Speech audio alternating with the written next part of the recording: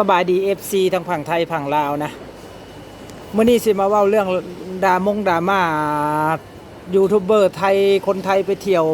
เมืองลาวอ่ะที่ไปกินข้าวข้าวพัดน่ะทั้งกินข้าวทั้งก็ตอกก๋วยเตี๋ยวน่ะของมันแพงที่ว่ามีดราม่านะเขาว่ามันไปกินแล้วของแพงกับทัวร์ทัวร์ลาวก็มาลงช่องของยูทูบเบอร์คนไทยอ่ะมันแพงไอ้ดิสูก็ยอมรับความจริงนะมันแพงไอ้ดิยอมรับดีคันว่าน้ำก็ขวดละ20 บาท30 บาทมันแพงโพดชามละ40-50ก็พอแล้วจะสู้ขายสร้างตึกบ่มันแพงโพดบ่แม่นว่าเขาเว้าความถือก็ต้องปรับปรุงเฮาก็ต้องทำความเข้าใจกับเขามันแพงจากสาเหตุใดวัตถุดิบมันหยังมันแพงก็ว่ามันแพงบ่แม่นสิไปอยู่มุงทัวร์หลอกทัวร์ลงเขาไปเที่ยวกับเขาไปเที่ยวบ้านเฮาแฮงดีแล้วว่าเงินภาษีเขาบ้านเฮาหลายอ่ะเป็นคนทับความจริงบ่ได้ข่อยก็บ่มักคือกันได้แบบนี้น่ะในเมื่อเขาไปเที่ยวจะไปได้น้ำขวดเดียวขวดละ20 บาทผัดกระเพรา70-80 บาทนี่ก๋วยเตี๋ยวในชามละ60-70-80แต่มันก็สิแพงโพดเขาเว้าความหยังมันก็ถือความเขาเฮาก็ต้องยอมรับแล้วก็ไปปรับปรุงบ่สิมาด่า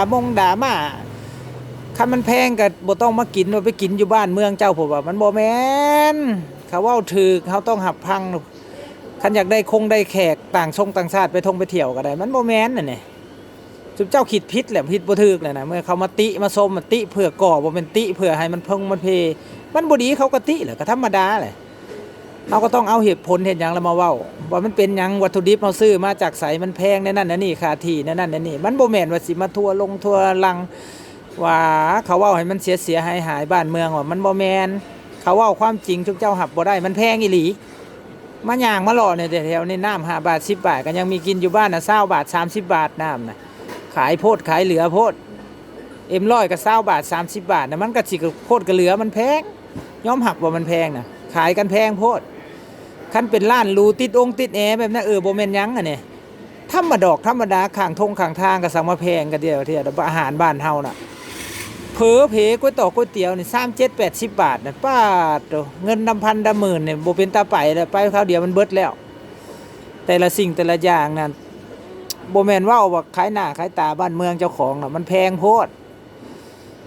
เขาไปกินเป็นหยังเขาก็ถ่ายแล้วไปประเทศนั่นประเทศนี้เขาก็ถ่ายลงเป็นเรื่องธรรมดาเลยปกติอาหารประจำชาตินั่นชาตินี้มันอาหารมันเป็นแนวใดในค่าของชีพมันเป็นแนวใดอ่ะ